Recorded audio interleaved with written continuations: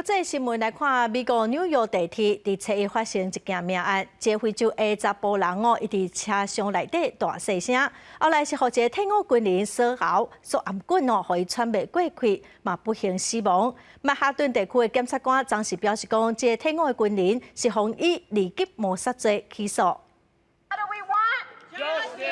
示威的民众发口号，伫咧涂骹喷油漆，替死去的非裔男性乔丹尼里讨公道，而且手阁揾红色的油漆，伫咧人行道印红色的手模。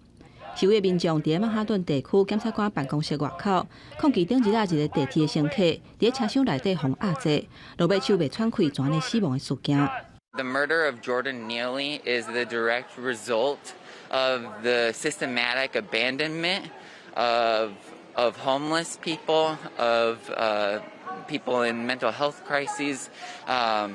It's because of these systems not taking care of. 这个事件发生伫咧这个月7日，30岁年里因为伫咧纽约地铁车厢内底行来行去，搁伫咧发休，叫3个人压制。其中一个24岁陆战队退役的军人潘尼，用手铐甲伊的颔管锁掉咧，持续几分钟。另外2个人甲年里的手骨甲肩胛头摘掉咧。年里是拼性命反抗，不过要是慢慢唔知影人，送病院了后要是救无倒来。事实上，年里伫纽约是真出名，曾在伫咧时报广场模仿 Michael Jackson 跳舞。曼哈顿地区检察官办公室10日表示，潘尼会去防以2级谋杀罪来起诉。纽约市长亚当斯答应讲，会加派警力来巡逻大众运输系统。